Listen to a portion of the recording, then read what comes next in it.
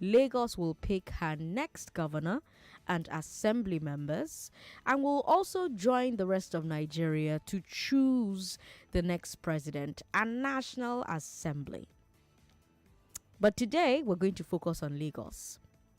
The guest I will have wants to govern Lagos. He has declared his intention to go for the PDP gubernatorial ticket. When he joins us on the show, he'll be answering lots of questions from me, from you, Lagos, who he wants to govern, about why he wants to do this, what exactly he wants to do.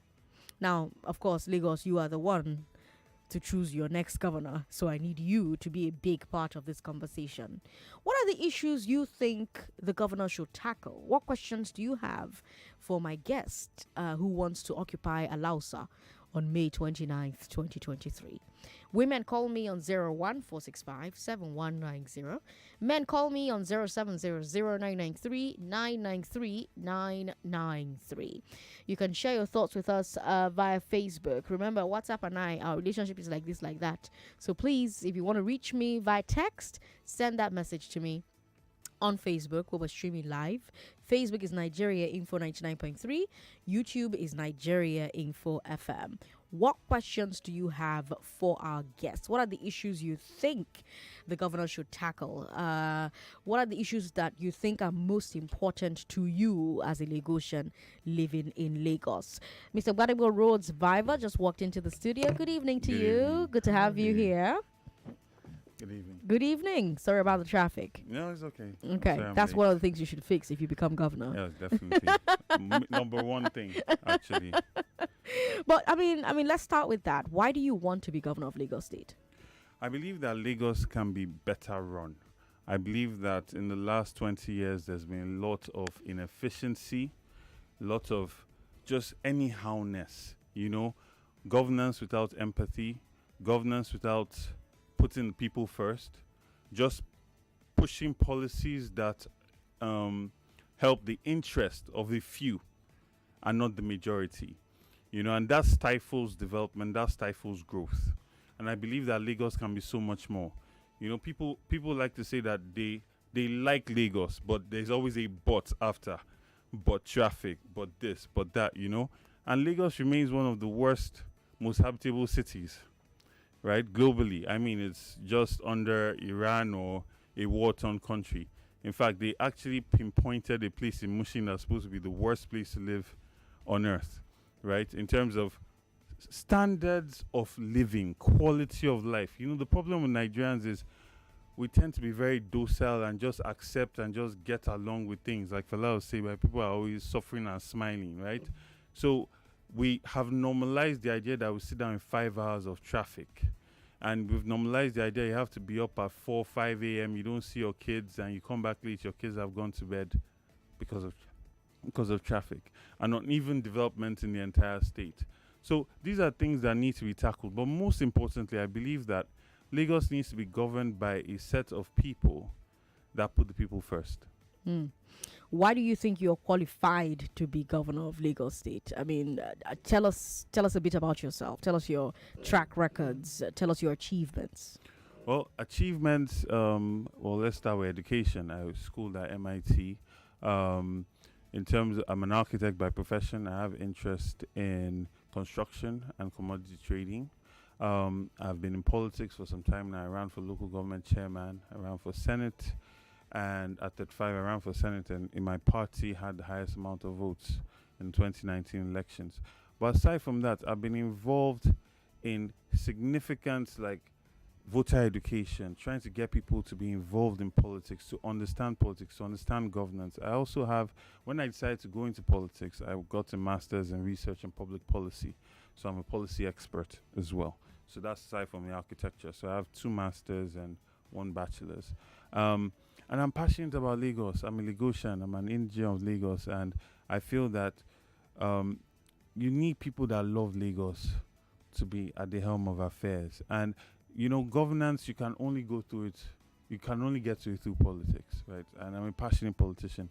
And I feel that from when I started to champion GMOs, when I went on that campaign against GMOs, genetic modified foods, in Nigeria, and I led the 2,000-man march in the Senate, and experienced what the quality of politicians were in our assembly and their lack of empathy, I felt that you need a lot more people that will put the people's interests first. I attend a lot of public hearings and try to make sure that the interests of the people are put first in policies that I'm passionate about, especially things that I feel will push the country in the left direction. Now, let me address the elephant in the room. Yes. In 1999 and 2003, AD won Lagos. Mm-hmm. In 2007, AC won Lagos.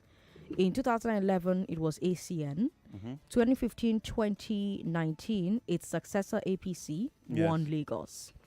So not only has your party, the PDP, never won Lagos, but only the same party through different incarnations has won every election here in the Fourth Republic. Yeah. Why should Lagosians believe that your party, the PDP, can break that perfect record this time around? I always feel funny when people forget to mention that Funsho Williams was murdered. I think we should always have that as a side note, that one of the most loved politicians in Lagos was murdered in cold blood. High performing politicians, beloved of Lagos, and this is someone that was going to run in our party. Also, Atiku came out to apologize for what he did not do in 2007, I believe 2007, when PDP took the entire Southwest, right? And he said he had to do that because of his alliance with Tinubu at the time, even though he was the vice president. So these are two things that have sort of skewed this narrative that you've talked about. But aside from that, every 20 years there's a power dynamic change. Right, every 20 years, a new generation comes that's fed up with the way things have been done, and that's what happened to PDP in 2015. I mean, you have people that were not interested in the history of Buhari when he came the first time. They just wanted change, right? And that tends to happen every 20 years. And we've gotten to a point now in Lagos where people are fed up. People are tired. I mean, this party came in with a lot of goodwill from the people. They expected a lot, and it's just been complete opposite. In fact, things they were complaining about then seems like the PDP government was, this excellent government at this point, because you have people paying for diesel at ridiculous prices. You have, with all this suffering, their great idea is to retoll the toll gates, despite the whole NSAS situation, despite not really meeting any of the demands that happened, despite justice not being met. And their idea is to bring back the tolls, So there's been, I feel that finally the people are starting to see that you cannot Niger-proof yourself. You cannot, government will find you, and you cannot innovate your way out of bad policy. So I believe that this time people are going to want to see something different. They're going to want a government that, puts people first. But if people have been dissatisfied for a long time, it means that there was an opportunity for your party to make significant headway in Lagos before now. You mentioned Atiku. Atiku was 2007. What happened in 2011? What happened in 2015? What happened in 2019? I think that ultimately everything comes down to also the candidate's ability to galvanize the party, the candidate's ability to work before you get into election season, which we've been doing tirelessly. In fact, a number of people that are going to possibly be contesting have been working outside election season this time. So the PDP is going to do everything it can to unite itself and push up a strong front and be ready to protect the mandate of the people. I also feel that it's important to note there are many, winning an election is not just about the party or the people. There are also events that come around it. There are things that create a perfect storm, right? And that's what happened in 2015 in the PDP, and I see the makings of that happening in 2023. You have people that are coming together saying that, we've had enough. You have young people that have never really taken politics seriously standing up to say we've had enough, not just by picking your voters card, but also funding politicians. You have a huge new crop of young millionaires that are looking and seeing how this government banned Bitcoin, banned Twitter, literally brought bad governance to their doorstep, and they want to have a say. They in what's going to happen in 2023. So I think it's going to be very different this time. Okay, Lagos, let's talk. 0700-993-993. What questions do you have for road survivor who wants to occupy a Lausa on May 29th, 2023?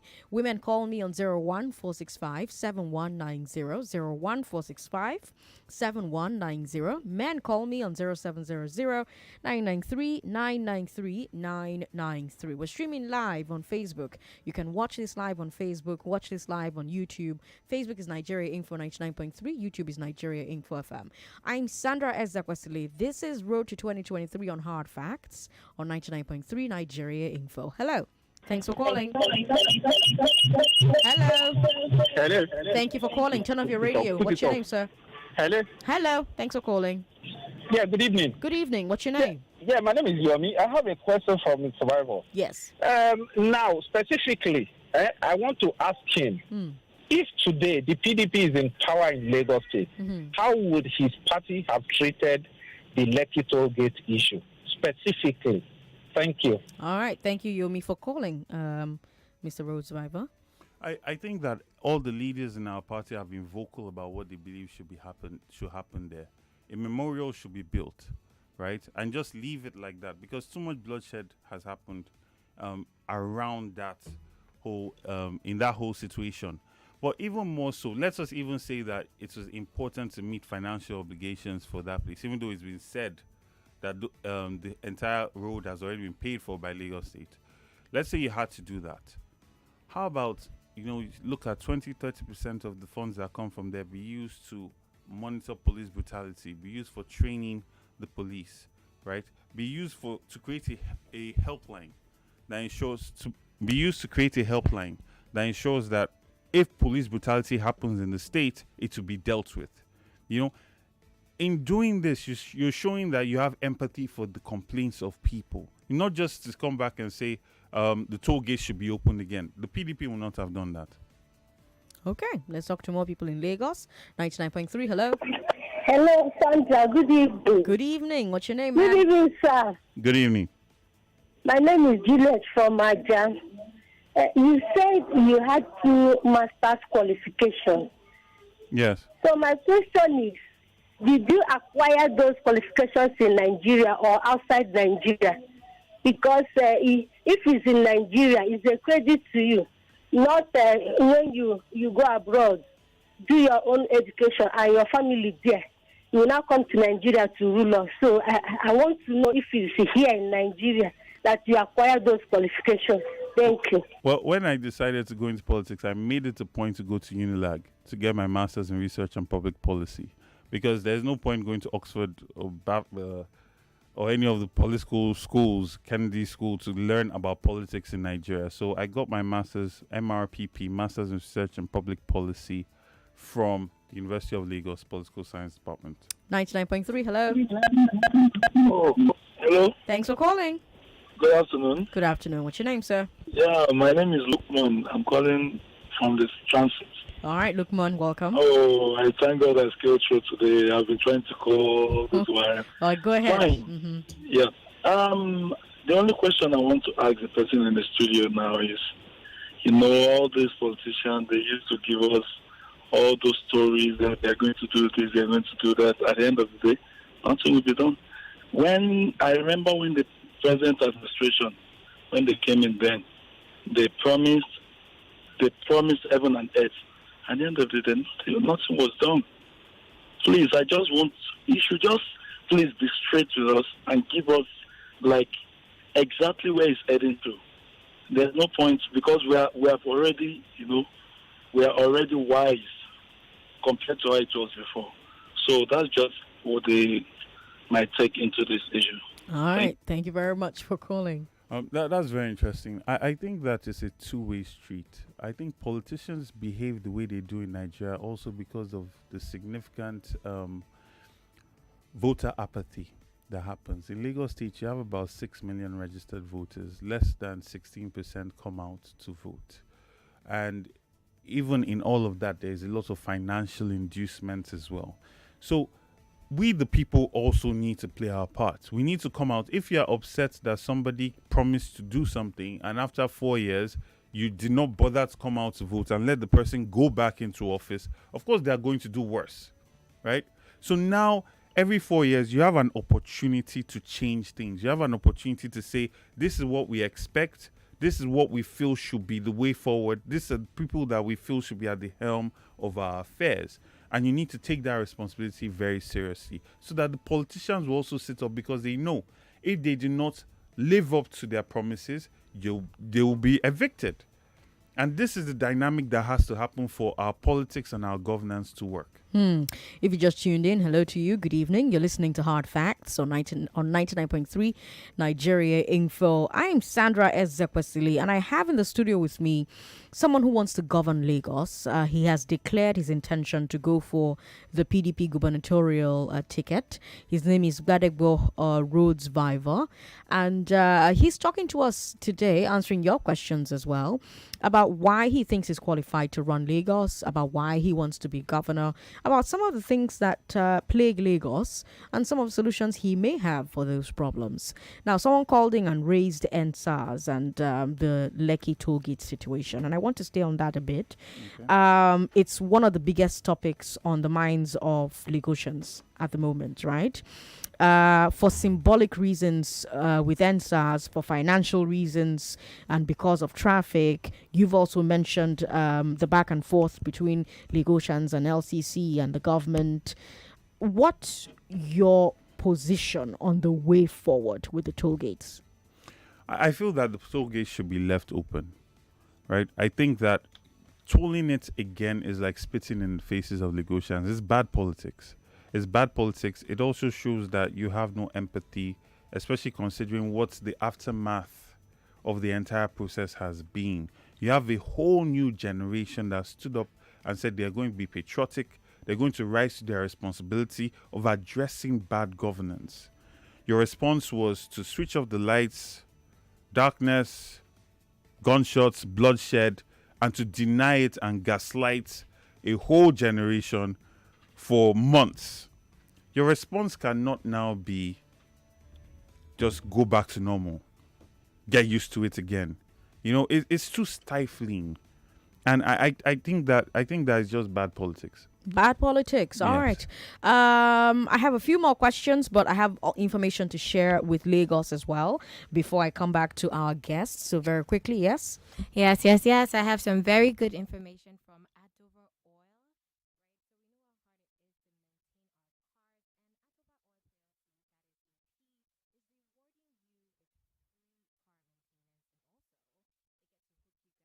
Something called the Shell Helix HX3 20W dash 50, right? So this is about to change your whole car system. I'm telling you, it's about to put you guys on another level entirely.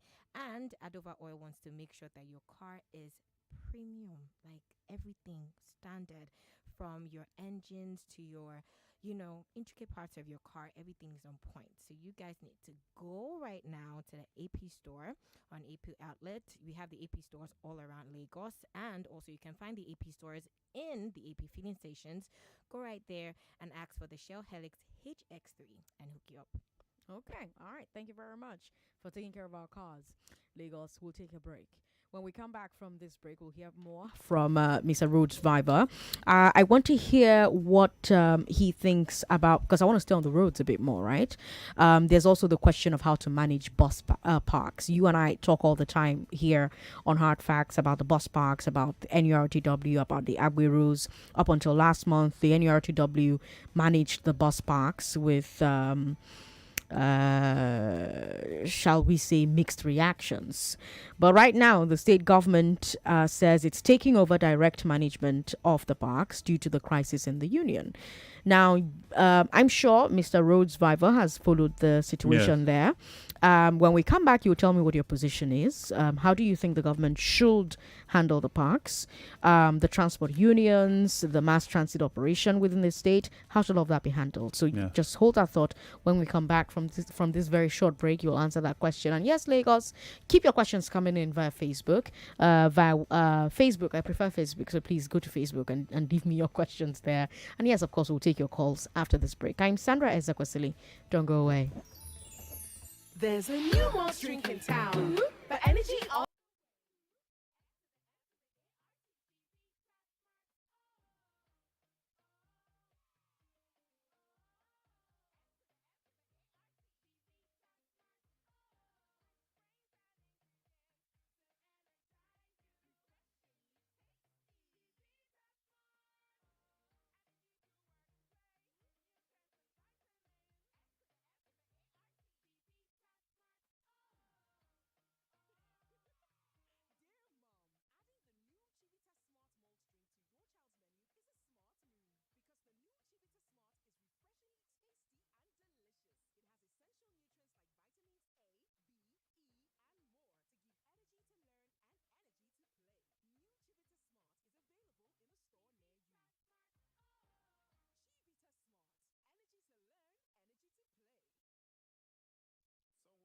me this script to read.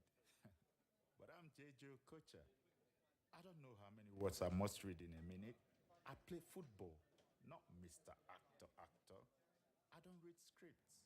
I'm at my best when I feel this. That feeling, that's Becking. Join us at becking.com. If you're in search of that perfect place in Lagos for a photo shoot, best team to cover your dream wedding, or you just want to update that cherished family portrait, and look no further. FaceTime Pictures. FaceTime Pictures is the leading photography studio in Lagos, situated right in the heart of Lekki Phase 1.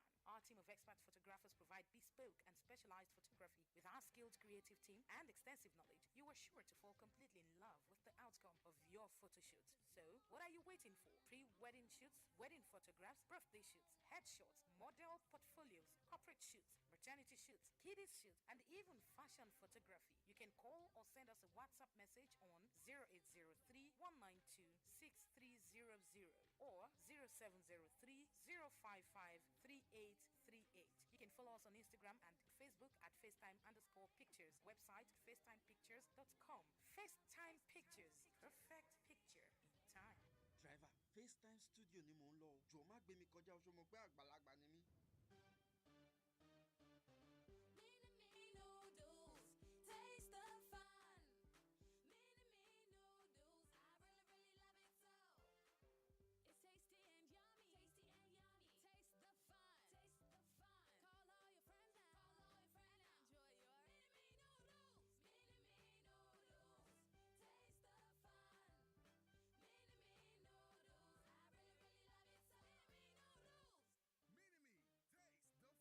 Everyone is proud of the doctor I've become.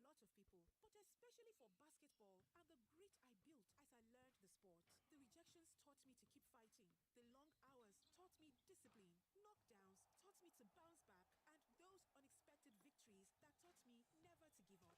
Nourish and energize your kids with Milo Active Go to help them succeed in sports, because the grit they learn in sports, they keep for life. Milo, energy to go further. Welcome back to your number one talk, news, and sports station. This is Nigeria Info.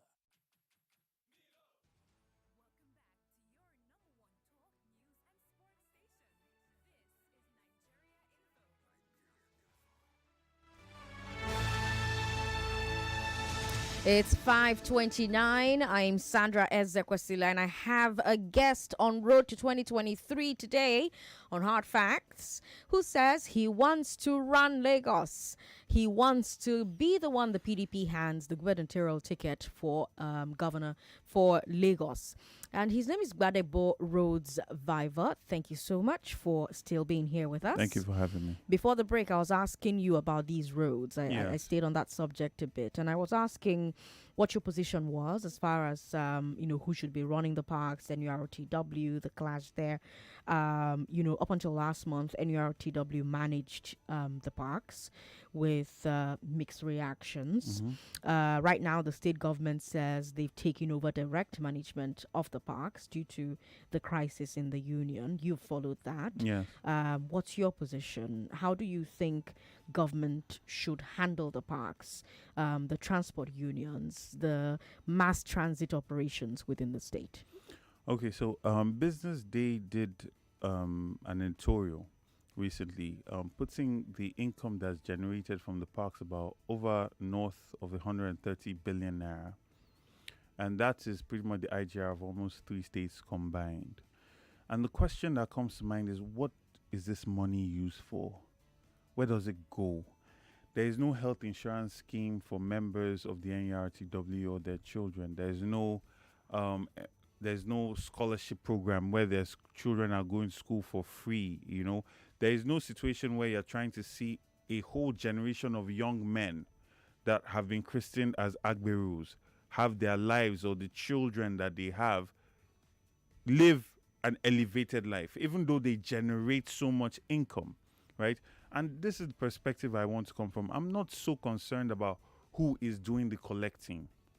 My question is, first of all, these charges are extremely high and it's being passed on to the everyday Lagosian. That's one. And two, these funds, what are they being used for? How is it impacting the entirety of the union? And then how can it impact the entirety of Lagos State? Because these are very significant funds. And for me, I think about, like, in my manifesto, what I'm thinking about, what we're putting together is a holistic idea of a Commonwealth of Lagos, right? That these taxes and these funds, transparently, you can account for them. You can see how you're getting a benefit in a deduced or a reduced amount your children pay in school because you're a member of the NERTW. You're plugged into a health insurance program because you're a member of the NERTW. So that these funds are not just going to the MC Oluomos of the world and just the top 5 or top 10 people. Because the NERTW it has in its rank so many people. And unfortunately, it's just being used as a violent machinery for the ruling party in Lagos, right? So this needs to change, right? We understand that there is a lack of, employment is key here, where people are employed by NERTW and they have something to do. But the point is, what are the real benefits relative to what they are bringing in, and how is Lagos State also benefiting from this, in a transparent way? Because this is about a social contract. The bus driver is taxed. He is also transferring that to the regular user of transportation in Lagos. So there's a social contract. How are these funds being used, and how are they impacting the generality of the lives of Lagosians? Speaking of impacting the lives of Lagosians, you mentioned when we started talking traffic, right? Yeah. But I want to, stay on that point of traffic for a bit. How do you decongest Lagos roads? First of all, there's a significant infrastructure deficit, and this also exists because of the handling of projects, where you're building a flyover for 4 or 5 times the price as standard in Africa, even in West Africa, East Africa. The ramp that connects Falomo to Uzumba is times 6 the value that it was built in, that something like that will be built in Kenya or in Ethiopia, right? So we can have so much more projects that successfully take away traffic from Lagos if it was more accountable, if it was more transparent, if it was managed at a better price. That's the first thing. Second thing is, we need a whole transportation overhaul. The idea of it, Lagos State is so unique because it has a small footprint and has so many people packed in it. So you cannot just do the simple, you copy and paste the bus routes in London and put it in Lagos and say we are going to have this lane for buses and BRTs. That is good. But we also need almost a revolution, in the sense that we need to reduce the number of cars on the road. This is extremely important. We need to be using technology to create and normalize ride sharing, right? So as opposed to taxing and punishing Uber or trying to get them out or increase their taxes, we should be partnering with them to normalize ride sharing.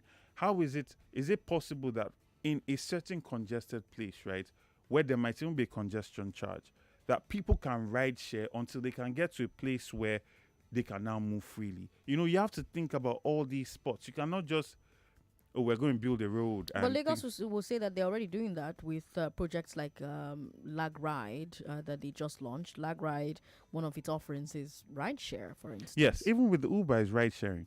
But how many people are doing that? So I'm talking about, how do you normalize that? How do you incentivize that as well? Another thing is looking at the uneven development of Lagos. It's too concentrated. Development is too concentrated. We need to open it up in terms of giving incentives to people to go and build in places like Badagry, Ekpe, Ikorodu, places like that. So you are decongesting these places, right? So the traffic is not one way. I mean, you can imagine traffic going now on Third Mainland Bridge, right? So these things need to change. We now have a situation where people are working from home, right? Because of coronavirus and everything, that became normalized. But in a situation that you have in Lagos, how can you incentivize companies to actually allow for that and reduce the traffic on the roads? So I'm talking about a holistic solution to this, aside from alternative transport systems, right? So we talk about water transportation, and there's been some movement in that direction, but it's still lip service. It's not become normalized. So I'm talking about actually putting in a lot of work, not just in beautifying the jetties, but making it extremely accessible, making it easy for cars to park there, large amount of cars. So these can be normalized, and it's safe, it looks good, it's a place where people don't think twice about going to go and use water transportation. And these are things that would start to reduce the amount of cars on the road. Okay, Lagos, let's take your questions. 0700-993-993-993. Just ask a question or make your comment. You've got 60 seconds to do it so that we can take as many questions as possible. Mr. Rhodes Viver has a pen and a paper, and he's taking those questions down. 99.3. Hello. Hello, my name is Ayo. I'm calling from Mechanic. Ayo, you've got 60 seconds. I'm happy you said he has pen and paper. The person who has the question has a holistic question about the Lekki toll gate. Okay. We don't need him to tell us what people had said, what the party had said, so that later on when he becomes a governor, he would deny, like the APC denying that I didn't say so, it was the party that said so. We say, how would you have responded to the entire issue of the last gate? Even from the beginning, would you have asked them to go and shoot them? How would you have reacted from the beginning to the end?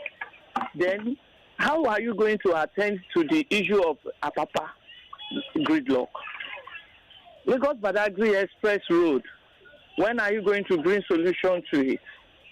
How are you going to attend to the issue of immigrants, unknown faces, that is occupying everywhere in Lagos State? We know them.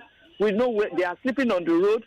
They are there. We can't even feel safe anymore. Then if you are Kaduna's governor and what happens in Kaduna happened in Lagos, how are you going to attend to it? Those are my questions. Lots of questions, able to pack all of that in 1 minute, Mr. Very impressive.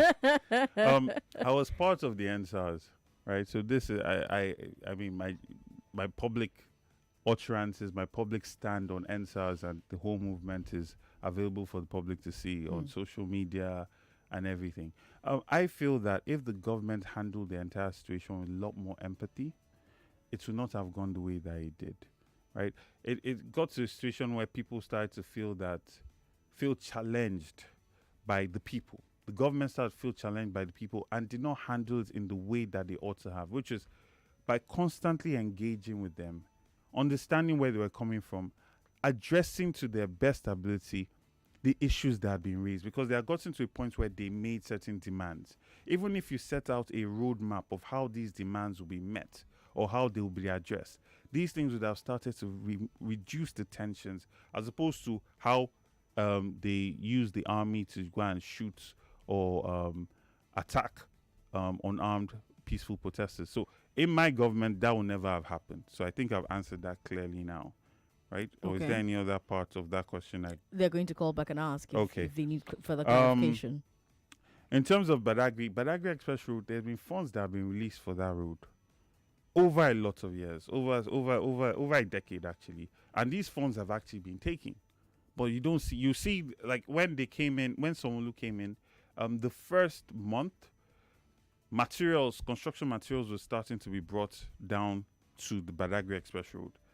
But then after about a month or 2 months, you just saw work had slowed down, work is non-existent, and the same problems that are carrying on there. So this has to be addressed. It's a disgrace that an international road is in that kind of dilapidated state. And the worst thing about the Badagry Express Road is just by that road being in that condition, there is so much of Lagos that's not seen. because Badagry is beautiful. Badagry has beautiful beaches. But because of all you have to go through to just get there, a lot of people don't bother going there. And that is cutting out a significant amount of Lagos, especially on the Lagos West axis, from actually experiencing, and that interchange, right? Commerce, and just a lot of resources that can come into that part of Lagos is pretty much held out because the roads are bad. So these are things that are extremely important, because even when I ran for Senate, Lagos West, that was a major priority for me, because once you start getting into the Badagry division, the roads from Ojo all the way down Badagry are extremely bad. Extremely, extremely bad. All right, let's come back to Lagos 99.3. Hello. Hello, Sandra. Thanks for calling. What's your name? Good evening. My name is Lillian. Lillian, go ahead. Our governor today, nice hearing you talk all this while.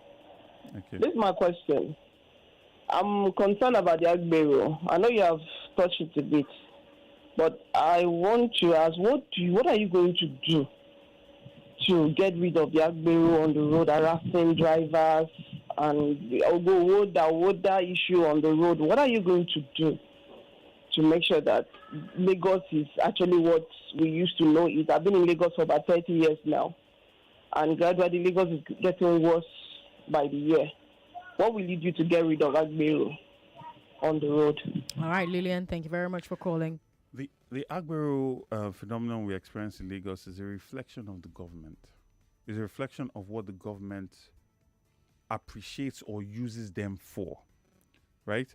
If these are the same people that used to snatch ballot boxes and used to go and intimidate voters, violence is what they know, and violence is what they will use. So the approach to that problem is one, like I said, funds that are raised from NRTW should be used for the benefit of the people, down to the foot soldiers. Their lives, there must be an impact, a positive impact on their lives. And then rehabilitation programs, skill acquisition programs, it's not, you cannot just spend the entire day just walking up and down collecting money from bus drivers. How can that process also be automated, right? So that these young men can actually be empowered, get new skills that can actually be used in the job market. Because the population we have in Lagos is over 22 million. The unemployment in the youth unemployment rate is over 50%. So you have a lot of young, able people that are not productive. And this needs to change. So the idea is to create a holistic system of empowerment, skill acquisition, create a Lagos that prides itself in producing things as opposed to consuming things. Because that's what we do. Lagos State is pretty much the source of imports, right, as opposed to exports. And this is a reflection on our employment as well. So there must be a holistic means of attacking this. And that's what we're looking at. So for me, I think that once you start to elevate the quality of life of even the foot soldiers in the NERTW, there'll be a new way of doing things. And if, as a governor, you state what is acceptable behavior and what will not be tolerated, they will fall into place. Because at the end of it's one thing to state it, it's another thing to enforce it. So how will you enforce it? I mean, it's one thing to say, I want to elevate the quality of life. How will you do it? The NURTW is under the government, right? The government plays a significant part in who heads it, in who is in charge of it. You see, for instance, in Ibadan, once Shey Makinde got involved, the NURTW came under different hands, right? So this is the thing. This is how it's going to be done. And if you are not going to stick with this, then there will be issues. And that will find somebody else that would run it the way to match our vision for Lagos. It pretty much is that simple, honestly, because what is the aim of the NRTW? They must be approved by the government and they want to raise money. And that can only come with the permission of the government. So the government must set the standards. They cannot be allowed to just move and rule as if they're an entity on their own and not subject to the government. I want to come back to a point you made earlier on when you were talking about ride sharing, right? Yeah. People are not at the outskirts because the jobs are not at the outskirts. Mm-hmm. The mass transit arteries are also not at the outskirts. How do you incentivize that? So, for instance, and this is where water transportation comes into place. You know, you look at places like Badagry, getting to Badagry from Lekki or getting to Ikorodu, you know, that is one aspect of it. Another aspect of it is making sure the roads are done properly so that you want to reduce travel time significantly, right? And these things allow for more movement into these places. And then the train, right? For instance, the blue line is supposed to link Badagry all the way to Lagos, right? That's not that has been in the works for over 10 years. Things like that would increase that kind of movement. Lagos, let's hear more of your questions. 99.3, hello. Sorry about that. Call back if you can. 99.3, hello. Hello. Hello. Good to have you on the show. Yes, what's your name? Yeah, my name is Benjamin. Welcome. Go ahead. I have a question for the young man. I like his dream and his ideas. Go ahead. My question for him is, I want to ask him, I want him to be honest. Are you married? Do you have children? If you have children, your children now, where are they schooling? Are they in public school or private schools? Your children, do they go to public hospital or private hospitals? That's the two questions. Then I want to say this. We will continue like this if and only if all our presidents, the vice presidents, the governors, the ministers, the commissioners, the senators, the House of Rep member, if their children, or if they do a law that all of them and their children will go to public university. All right, thanks for calling. Remember, everybody gets 1 minute. Go ahead. I feel that this question always removes responsibility away from the citizen. Okay. A typical citizen does not have a voter's card, does not come out to vote. You then create a politics that's heavily monetized. So you have to be significantly rich or significantly resourceful to get into position. By default. Gone are the days where an Alhaji Jakonde could be governor of Lagos, right? You now have a situation where people are looking, do you have the financial capacity to contest? It's not about your empathy. It's not about your ideas or your vision or your manifesto. It's about how much do you have the capacity to buy votes.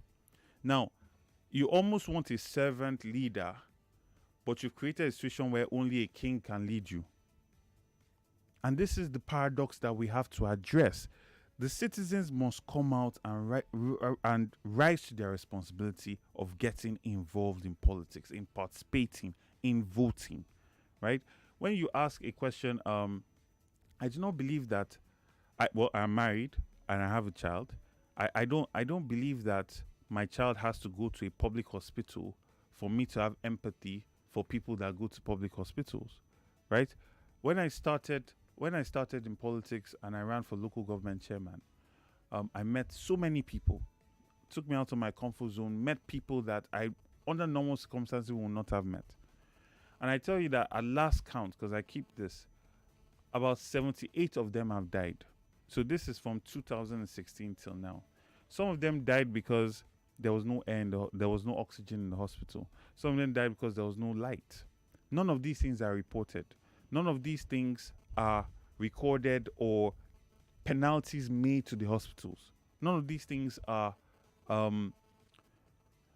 moderated by an entity that ensures that life matters in Lagos State. None of these things. People just go. People die. There's no value for life, and these are people that. And that's the wonderful thing about politics. You are meeting people and forming attachments and bonds with people from all walks of life. And if you are the person that the people in the party will give a mandate to, is because they feel that you can represent their interest. So, saying that a person must go to a public university or not, it's not. You're distracting from the point.